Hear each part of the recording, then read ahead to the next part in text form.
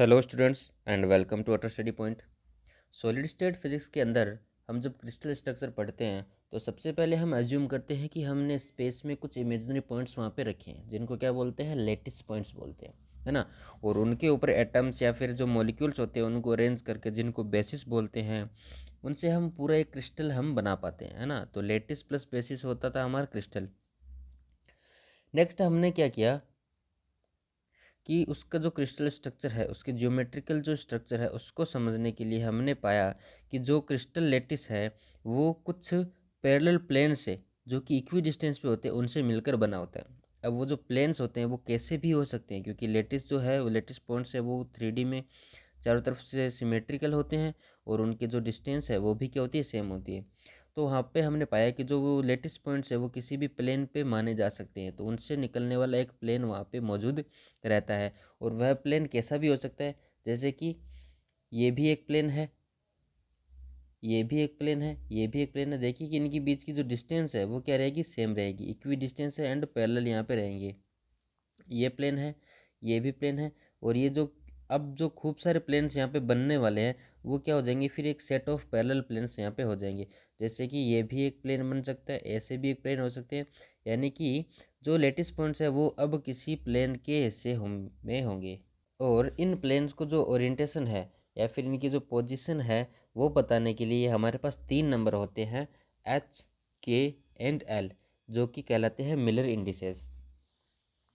तो Miller indices क्या होते हैं कि group of 3 numbers that indicates the orientation of a plane और set of parallel planes of atoms in a crystal. तो क्रिस्टल के अंदर जो एटम्स होते हैं जिस प्लेन के हिस्से में होते हैं या फिर जिस प्लेन का हिस्सा होते हैं वो उस प्लेन का ओरिएंटेशन हमें देता है ये 3 number, h comma k comma l. ठीक है। The intersecting edges of one of the unit cell defines a set of crystallographic axis and the Miller indices are determined by the intersection of the plane with these axes. The reciprocals of these intercepts are computed and fractions are cleared to give the 3 Miller indices H K L।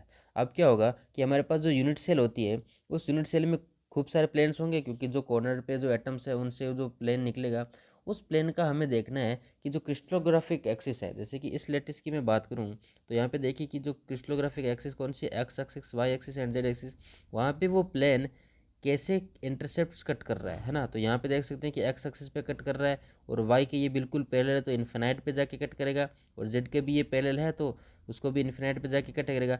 अब उसका जो यहाँ पे intercept है उसके reciprocal लेकर हम जो मिलर इंडिसेस है हमारे एच के एल वो निकाल सकते हैं।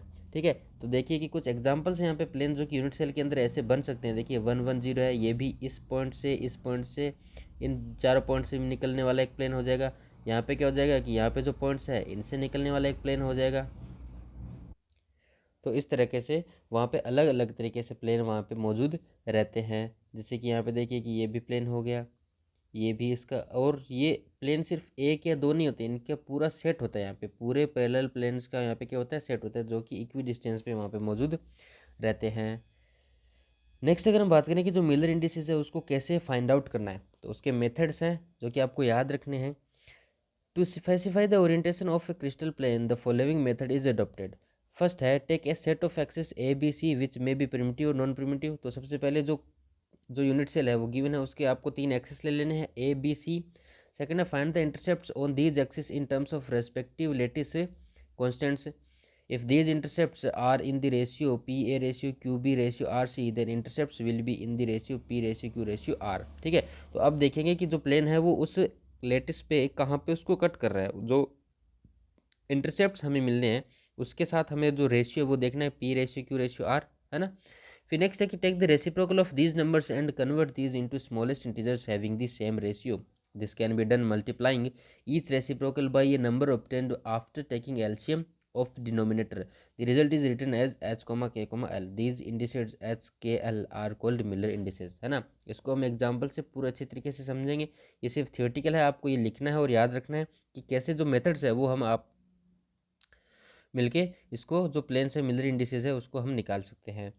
फिर है कि अगर plane cuts an axis on the negative side, क्योंकि X axis, Y axis, Z axis के साथ साथ उनकी नेगेटिव एक्सिस भी होती है, अगर कोई प्लेन वहाँ पे कट करे तो क्या होगा कि अगर वहाँ पे कोई कट करेंगे तो जो हमारे मिलर इंडिसेस है -h, -k -l है, उनको हम h बार, k बार और l बार से डिनोट करेंगे। अगर आपको कोई भी प्लेन के इंडिसेस इस प्रकार गिवन रहेंगे तो हमें पता चल जाएगा कि वो किस डायरेक्शन में है, वो नेगेटिव एक्स एक्सिस पे कट कर रहा है। अब एग्जाम्पल की अगर बात करें तो देखिए कि plane intercept of one infinite unit along the three axis as shown in figure B. Figure में देखिए कि हम बात करें यहाँ पे, देखिए कि इस फिगर में हम देख सकते हैं कि एक प्लेन है जो कि एक्स एक्सिस पे कट कर रहा है 1 पे, एंड वाई एक्सिस पे कहाँ पे कट करेगा। ये देखिए कि पैरेलल जो प्लेन्स है यहाँ पे, जो यहाँ फिर दो पैरेलल लाइंस है वो हम इन्फिनाइट पे कट करते हुए मान सकते हैं। हम मान सकते हैं उनको कि ये कहाँ पे जाके आगे जाके कहाँ पे कट करेगा, इन्फिनाइट पे। और सेम ऐसा भी ये जेड एक्सिस पे करेगा, है ना, जेड एक्सिस दोनों पैरेलल है तो ये भी कहाँ पे इन्फिनाइट करेगा, इन्फिनाइट पे कट करेगा। तो यहाँ पे मुझे इंटरसेप्ट क्या मिल जाएंगे कि फर्स्ट का तो हो जाएगा 1a comma infinite B and infinite C. यहाँ पे ये क्या करेंगे, इंटरसेप्ट यहाँ पे हमें मिल जाएंगे। अब देखिए कि पी क्यू आर की वैल्यू क्या होगी, यहाँ से 1 इन्फिनाइट एंड इन्फिनाइट होगी। इनका रेशियो हमें मिल गया। नेक्स्ट हमें क्या करना है कि इनका रेसिप्रोकल लेना है, यानी कि हमें क्या निकालना है, 1 comma p, 1 comma q and 1 comma r. तो 1 बाय 1 क्या हो जाएगा, 1 हो जाएगा। 1 अपॉन इन्फिनाइट क्या होता है, 0 होता है, एंड 1 अपॉन आर इन्फिनाइट भी होएगा क्या, 0। तो 1 0 0। तो मुझे ये क्या मिल गए, तीनों मिलर इंडिसेस यहाँ पे मिल गए। यही क्या हो जाएंगे, एच के एंड एल हो जाएंगे, जो कि है 1 0 0। तो इस प्लेन के मिलर इंडिसेस क्या हो जाएंगे, 1 0 0। यानी कि अगर 1 0 0 मुझे किसी प्लेन के मिलर इंडिसेस गिवन है तो मुझे मेरे दिमाग में एक इमेज आ जाएगी कि वह प्लेन कुछ इस प्रकार होगा, जो कि एक्स एक्सिस पे 1 पे कट करेगा और वाई और जेड के बिल्कुल पैरेलल वो होगा। सेकंड देखिए कि यहाँ पे 1 1 0 है, तो इसके मिलर इंडिसेस अगर 1 1 0 है तो कुछ इस प्रकार होगा। देखिए यहाँ पे कि ये एक्स एक्सिस पे तो क्या कर रहा है, 1 पे कट कर रहा है, और वाई एक्सिस पे भी क्या कर रहा है, 1 पे कट कर रहा है, और जेड एक्सिस के पैरेलल है। तो ये क्या करेगा कि इसको इन्फिनाइट पे कट करेगा। इसके रेसिप्रोकल ले लूँगा मैं, तो 1 by 1 1 by 1 and 1 by infinite. तो यहाँ से मुझे क्या मिल जाएगा, 1 1 एंड 0। तो यहाँ पे इसके मिलर इंडिसेस भी हम यहाँ पे ऐसे फाइंड आउट कर सकते हैं। नेक्स्ट है कि कैरेक्टरिस्टिक्स ऑफ मिलर इंडिसेस। तो मिलर इंडिसेस की कुछ प्रॉपर्टीज है, वो क्या होगी कि the Miller indices of equidistant parallel planes are same, therefore Miller indices represent a set of parallel planes. Second है crystal plane parallel to the crystallographic axis intercept the axis at infinity. ठीक है, हमने बात कर ली थी कि जो भी प्लेन एक्स या फिर वाई या फिर जेड जो भी क्रिस्टोग्राफिक एक्सिस है उसके अगर पैरेलल होगा तो वो कहाँ पे कट करता हुआ माना जाएगा, इन्फिनाइट पे कट करेगा उसको। If the Miller indices of any two planes are in the same ratio the planes will be parallel to each other. अब देखिए क्या होगा कि जो प्रॉपर्टीज़ है मिलर इंडिसेस की, जैसे कि यहाँ पे 1 0 0 है, तो ये 1 0 0 के साथ इसके आगे पीछे जितने भी यहाँ पे प्लेन्स बनेंगे उन सब का ये क्या कर रहा है, सेट लेके चल रहा है ना। इसके अगर यहाँ पे भी 2 0 0 होगा, यहाँ पे अगर देखें तो 3 0 0 होगा, तो इन सभी जो प्लेन्स का जो सेट है वो रिप्रेजेंट करते हैं मिलर इंडिसेस। वो सिर्फ एक प्लेन को रिप्रेजेंट नहीं करता है, उसके साथ उसके जो पैरेलल और इक्वी डिस्टेंस जो जितने भी प्लेन्स होंगे उन सबको वो रिप्रेजेंट करते हैं मिलर इंडिसेस। एंड अगर दोनों का रेशियो क्या है, सेम है, तो भी वो क्या हो जाएंगे, बिल्कुल पैरेलल हो जाएंगे। इसको एक एग्जांपल से समझते हैं। तो फर्स्ट है कि find the Miller indices of plane which intercepts the three axis in the ratio a ratio 3b ratio -2c where a B c being primitive vectors of the lattice. तो इसका solution क्या होगा, हमें देखिए intercept given है यहाँ पे a 3b and -2c। हमने जाना था कि हमारे इंटरसेप्ट कैसे होना चाहिए, pa qb एंड rc, है ना, ये इंटरसेप्ट होते हैं गिवन। अब हमें फाइंड आउट करने p q r, तो p की वैल्यू यहाँ से कितनी हो जाएगी 1, q की वैल्यू कितनी हो जाएगी 3 एंड r की वैल्यू हो जाएगी -2।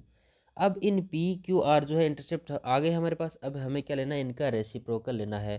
तो इनके रेसिप्रोकल्स क्या हो जाएंगे, 1/p 1/q 1/r, ये हो जाएंगे 1/1 1/3 एंड 1/-2। अब इनका क्या लेना है, हमें एलसीएम लेना है। ये फिक्स मेथड है, आपको इस मेथड से आप चलते रहेंगे तो आपको क्या मिल जाएगा, मिलर इंडिसेस की फॉर्मूला मिल जाएगा। इनका रेसिप्रोकल कितना हो जाएगा, 6 हो जाएगा। तो यहाँ से क्या हो जाएगा 6, और यहाँ से कितना हो जाएगा 2, एंड यहाँ से कितना हो जाएगा -3। अब इसको क्लियर करने के लिए मुझे क्या करना पड़ेगा, 6 से मल्टीप्लाई करना पड़ेगा, है ना। तो यहाँ से फिर h k l जो है वो आ जाएगा 6, 2, -3, या फिर इस -3 को मैं क्या ले सकता हूँ, 6, 2, 3 तो ये मिलर इंडिसेस हो गए इस प्लेन के। तो बिल्कुल इजी मेथड है, सिंपल मेथड है, आपको बस ये कुछ स्टेप्स है इनको फॉलो करना है और आपके पास मिलर इंडिसेस की वैल्यूज़ आ जाएगी h k l की। ठीक है, माइनस में जो रहेगा उसको हम कैसे डिनोट करेंगे, बार से डिनोट करेंगे। तो इसका आंसर क्या आ जाएगा, 6, 2, 3 बार इसका आंसर हो जाएगा।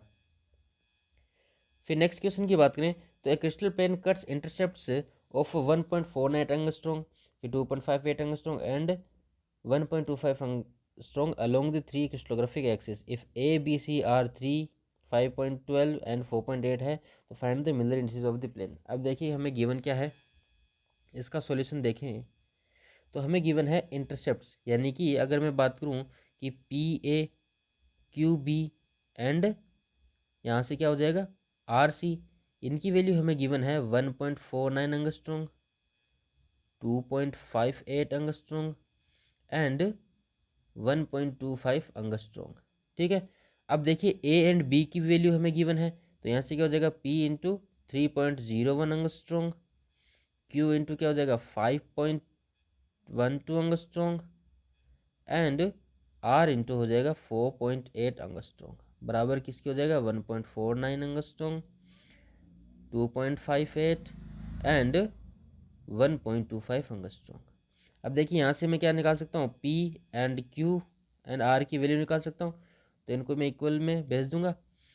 तो 1.49 अपॉन 3.01, 2.58 अपॉन में क्या हो जाएगा 5.12 एंड 1.25 में हो जाएगा 4.8 एंगस्ट्रॉम।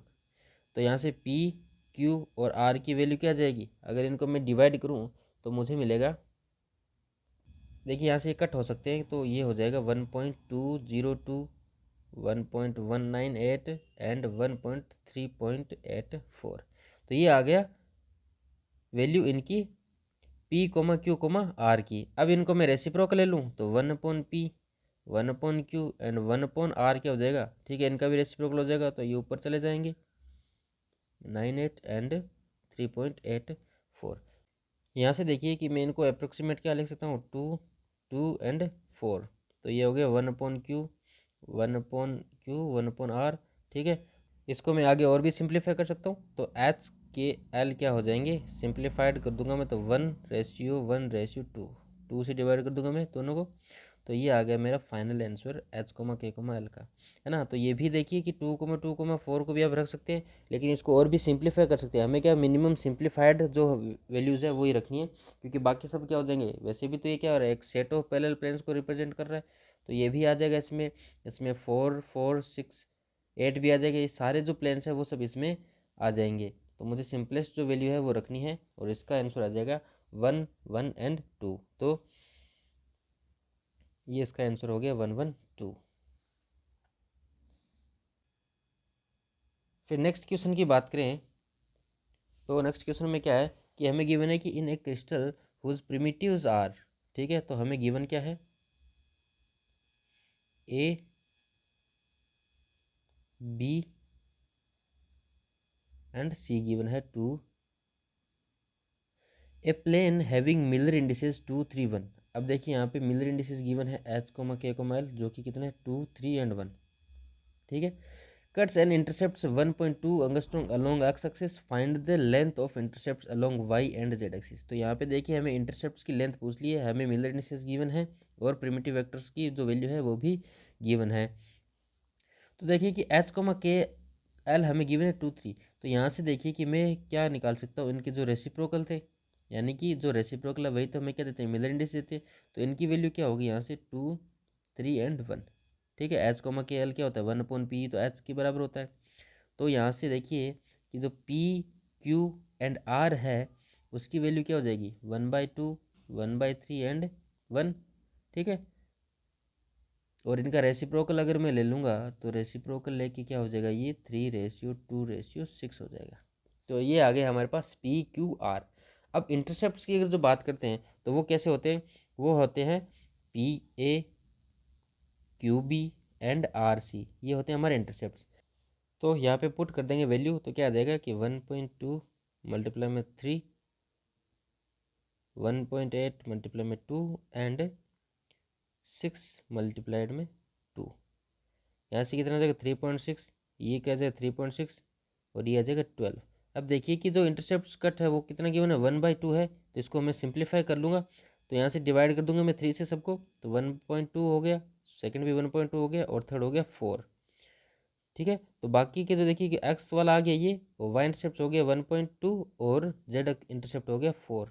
तो एक्स की वैल्यू आ गई 1.2 एंगस्ट्रॉम, वाई की वैल्यू भी कितनी आएगी 1.2 एंगस्ट्रॉम एंड जेड की वैल्यू क्या आ जाएगी 4 एंगस्ट्रॉम, यहाँ पे वैल्यू आ जाएगी। तो मुझे तीनों इंटरसेप्ट यहाँ पे मिल गए। ठीक है, तो देखिए कि एच कोमा के जो मिल इंटरसेप्ट थे वो गिवन थे, उससे हमने क्या किया कि अब यहाँ पे देखिए रिवर्स स्टेप्स जो हमने लगाए। पहले हम क्या करते थे कि पी क्यू आर हमारे पास होता था, उनका हम रेसिप्रोकल लेके थे, फिर उनका एल्शियम लेके हमने क्या एच के एल। अब हमें उल्टा करना होगा, तो हमें क्या करेंगे, हम पी क्यू आर की जो वैल्यूज़ है वो हम निकाल सकते हैं।